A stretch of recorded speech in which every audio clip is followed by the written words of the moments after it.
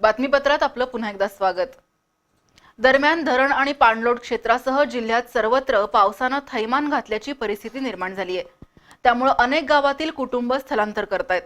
पाणी पातळीत सातत्यानं वाढ होत असल्यानं अनेक गावं महापुराच्या भीतीखाली आहेत।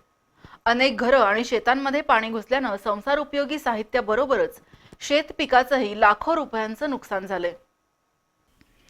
धरण पाणलोट क्षेत्रात पडणारा अखंड पाऊस आणि कोयना राधानगरी धरणातून होत असलेल्या पाण्याच्या विसर्गामुळे शिरोळ तालुक्यातील कृष्णा आणि पंचगंगा नद्यांना पूर आला आहे। अलमट्टी धरणातून 2,85,000 पाण्याचा विसर्ग सुरू केल्यामुळे परिस्थिती आटोक्यात आहे। नृसिंहवाडी इथलं दत्त मंदिर पूर्णपणे पाण्याखाली गेलं असून श्रींची उत्सव मूर्ती दर्शनासाठी टेंबे स्वामी मठात ठेवण्यात आली आहे। नृसिंहवाडीतील बाबर प्लॉट, प्रबुद्धनगर, साळुंखे महाराज अन्नछत्र परिसरातील नागरिकांचं स्थलांतर केलंय। कुरुंदवाड इथल्या भैरेवाडी परिसरातील नागरिकांना सुरक्षित स्थळी हलवण्यात आलंय। खासदार धैर्यशील माने, आमदार उल्हास पाटील, तहसीलदार गजानन गुरव यांनी कुरुंदवाड, नृसिंहवाडी पूर परिस्थितीची पाहणी केली। अलमट्टी धरणातून विसर्ग सुरू असला तरी कोयना राधानगरी धरणातून विसर्ग होत असल्यानं पाणी पातळीत वाढ होण्याची शक्यता गृहीत धरून प्रशासनाची तयारी सुरू आहे। शाहूवाडी तालुक्यातील मानोली कडवी प्रकल्प पूर्ण क्षमतेनं भरल्यानं विसर्ग सुरू असल्यानं कडवी शाळी नद्यांना महापूर आलाय। त्यामुळे मलकापूर शहरातील 4 मंदिरं पाण्याखाली गेली आहेत। सोमवार पेठेत नागरिकांच्या घरात पाणी शिरल्यामुळे तिथल्या नागरिकांचं स्थलांतर करण्यात आलंय। शहरातील शिवाजी स्टेडियम परिसर जलमय झालाय। शाहूवाडी कोळगाव रस्त्यावर पाणी आल्यानं वाहतूक बंद झालीय, तर मरियाई मंदिर स्मशानभूमीत पाणी शिरलंय। येळाणे इथं वारंगी कॉम्प्लेक्सच्या सभोवती शाळी नदीचं पाणी शिरलं आहे। मलकापूर आगारासमोर रस्त्यावर वडाचं झाड पडल्यानं वाहतूक बंद झालीय। काही ठिकाणी विजेचे खांब देखील पडले आहेत। कोल्हापूर रत्नागिरी मार्गावर ठिकठिकाणी वडाची झाडं पडली आहेत। करंजफेड बाजारपेठेत पाणी शिरल्यामुळे बाजारपेठ बंद असून संपूर्ण परिसराला पाण्यानं वेढलंय। गोकुळ दूध संघाचं दूध संकलन ठप्प झालंय। पाल, मरळे, इजोली, बरकी, करंजफेड गावांचा संपर्क तुटला आहे। कडवी नदी धोक्याची पाणी पातळी ओलांडली आहे। राधानगरी तालुक्यात हळदी इथं पाणी आल्यानं कोल्हापुरातून कोकणकडे जाणारी वाहतूक ठप्प झाली आहे। तसंच सडोली, राशिवडे, तारळे हे मार्ग वाहतुकीसाठी बंद करण्यात आले आहेत। सर्व वाहतूक पर्यायी मार्गाने वळवण्यात आली आहे। पाणी पातळी वाढल्यानं तालुक्यातील किमान 50 गावांचा संपर्क तुटलाय। करवीर तालुक्यातील चुये फाट्यानजीक कोल्हापूरहून गारगोटीकडे निघालेल्या हुंडाई क्रेटामधील चालकाचा ताबा सुटल्यानं गाडी रस्त्याकडेला जाऊन शेतात गेली। दरम्यान नदीकाठची पिकं गेली 8 दिवस पाण्याखाली गेल्यानं शेतीचं नुकसान होणार हे स्पष्ट झालंय। शिरोळ तालुक्यातील गणेशवाडी इथल्या ओढ्यावर गावच्या मध्यभागी छोटा पूल आहे। गणेश मंदिराकडे जाणारा मार्ग हा गावभाग आणि कागवाडकडे जाणारा मार्ग हा माळभाग म्हणून ओळखला जातो। कन्यागत महाकाळातील दुसऱ्या टप्प्यात या पुलासाठी जिल्हा परिषदेच्या माध्यमातून 70 लाखांचा निधी मंजूर झालाय। ठेकेदार आणि अधिकाऱ्यांनी पावसाळ्याच्या सुरुवातीलाच पुलाचं काम सुरू केलं। पुलाजवळ भराव टाकून वाहतुकीसाठी मार्ग तयार केलाय, पण कृष्णा नदीला आलेल्या पुरामुळे या मार्गावर आत्ताच 2 फूट पाणी आल्यानं गाव भागाला बेटाचं स्वरूप प्राप्त झालंय। प्रशासकीय अधिकाऱ्यांनी संभाव्य पूर परिस्थिती ध्यानात न घेता काम सुरू केल्यानं ही अडचण निर्माण झाली आहे। सरपंच प्रज्ञा अपिणे यांनी नवीन पुलाच्या पिलरवर लाकडी फळ्या टाकून तात्पुरता रस्ता तयार करावा अशी मागणी केली आहे। दुसरीकडे ग्रामस्थांनी या प्रकाराबाबत संताप व्यक्त केलाय। पुराचं पाणी आलंय हे पूर माहिती असतापैकी टायमात पूल न बांधल्यामुळे शाळेच्या विद्यार्थ्यांची गैरसोय झाली आहे आणि याला प्रशासनाला जाग येण्यासाठी काय करायला पाहिजे प्रशासन ठरवावं। पहिला गावात येणं जाणं महामुश्किल म्हटलंय, नदीला जाणं अवघड म्हटलंय, गटारीचं पाणी चाललंय, त्यामुळे जाणं येणं धोक्याचं पडलंय। गाव रस्ता बंद झालाय सध्या। सांगली कोल्हापूर बायपास मार्गावर उदगाव अंकली टोलनाक्याजवळ असलेल्या ओढ्यात कंटेनर उलटला। राजस्थानहून आलेला हा कंटेनर कोल्हापूरहून तमदलगे खिंड मार्गे बायपास मार्गे सांगलीकडे निघाला होता। चालकाला या ओढ्यामध्ये कृष्णेचं पाणी आलेलं आहे हे माहीत नसल्यानं त्यानं सरळ बायपास मार्गावरून कंटेनर घालण्याचा प्रयत्न केला, मात्र अंदाज न आल्यानं कंटेनर थेट ओढ्यामध्ये कलंडला। चालक आणि त्याचा साथीदार या घटनेमध्ये बचावले। महेंद्र सिंग असं चालकाचं नाव आहे। या कंटेनरमध्ये काय आहे याची अधिक माहिती अद्याप मिळालेली नाही। पूर परिस्थितीमुळे जयसिंगपूर पोलीस आणि अंकली टोलनाक्यावर बॅरिगेड्स लावलेले असताना मध्यरात्री कोणीतरी अज्ञात व्यक्तीनं हे बॅरिगेड्स उलटे लावल्यानं सूचना फलक दिसला नाही आणि हा अपघात झाल्याचं समजतं। आज संध्याकाळी जिल्हाधिकारी दौलत देसाई यांनी नृसिंहवाडी, कुरुंदवाड या ठिकाणी पुराची पाहणी केली। तसंच स्थलांतरित कुटुंबाची भेट घेतली। जिल्हाधिकारी देसाई यांनी अलमट्टी धरणातून 2,89,000 क्युसेक्स पाण्याचा विसर्ग सुरू असल्यानं पाण्याची पातळी स्थिर आहे असं सांगितलं। पन्हाळा आणि हातकणंगले तालुक्यात नदीकाठच्या गावांना सतर्कतेचा इशारा देण्यात आलाय। वारणा नदीला पूर आल्यानं हातकणंगले तालुक्यातील निलेवाडी गावचा संपर्क तुटलाय। इथल्या लोकांना सुरक्षित ठिकाणी हलवण्याचे आदेश जिल्हाधिकारी दौलत देसाई यांनी दिले आहेत। गेल्या काही दिवसांपासून अंशतः संपर्क तुटला होता। निलेवाडी आणि जुने पारगाव या गावांना जोडणाऱ्या रस्त्यावरही पाणी आल्यानं निलेवाडी गावचा संपर्क पूर्णपणे तुटलाय। जिल्हाधिकारी देसाई यांनी ट्रॅक्टरमधून जाऊन परिस्थितीची पाहणी केल्यानंतर हा आदेश दिला। पन्हाळा तालुक्यात आपटी, नेबापूर या ठिकाणी भूस्खलन झाल्यानं वाहतूक विस्कळीत झालीय।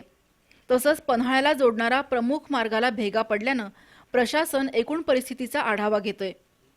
जुने पारगावच्या ग्रामपंचायत इमारतीमध्येही पाणी शिरलंय।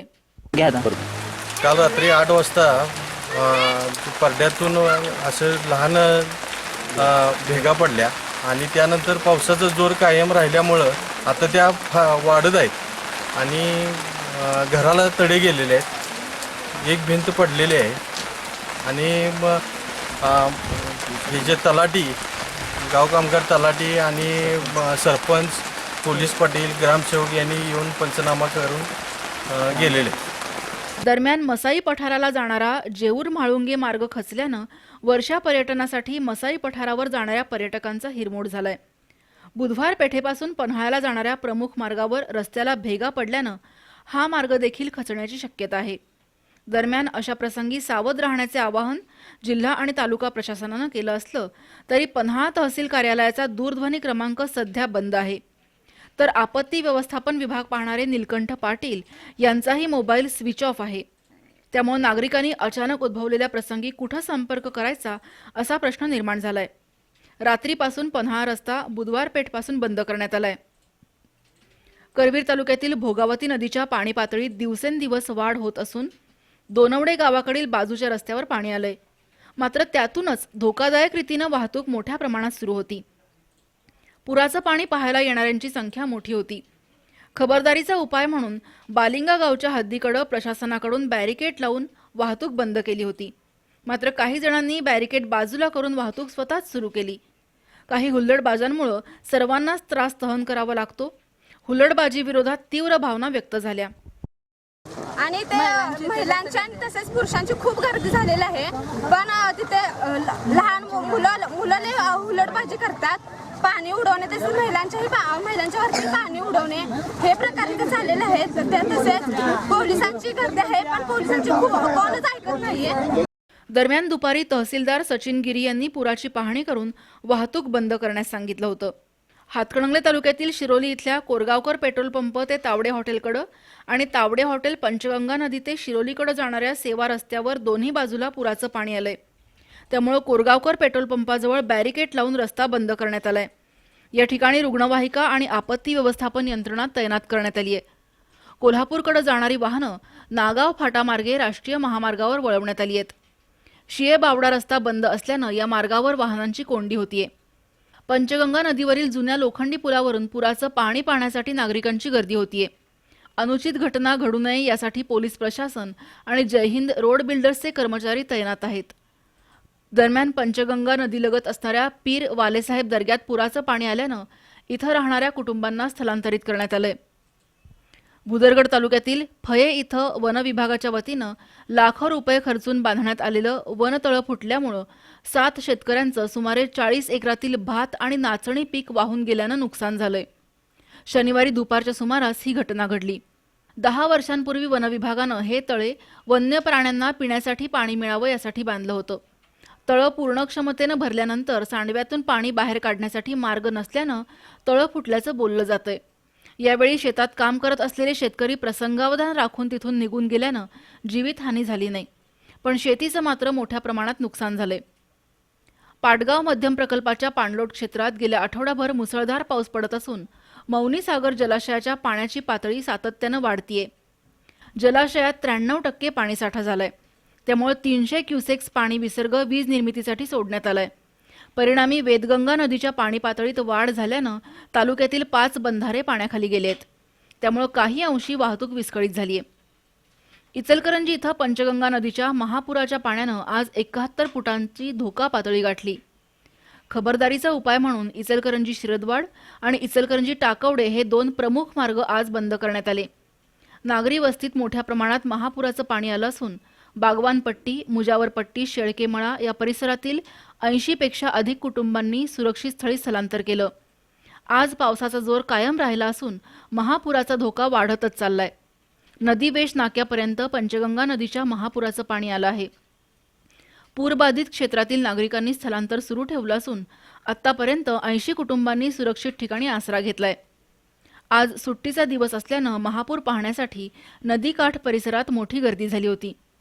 इचलकरंजी शिरदवाड मार्गावरील वाहतूक आज बंद करण्यात आली. त्यामुळे इचलकरंजीशी कर्नाटक राज्याबरोबर असणारा संपर्क आज तुटला. इचलकरंजी टाकवडे रुई इंगळी मार्गावर पाणी आल्यानं हे दोन्ही मार्ग आजपासून वाहतुकीला बंद करण्यात आले. पंचगंगा नदीतून पाणी उपसा बंद करण्यात आला असून नागरिकांना आता 2 ऐवजी 3 दिवस आड पाणी मिळणार आहे. त्यामुळे ऐन पावसाळ्यात नागरिकांना पाणी टंचाई जाणवणार आहे.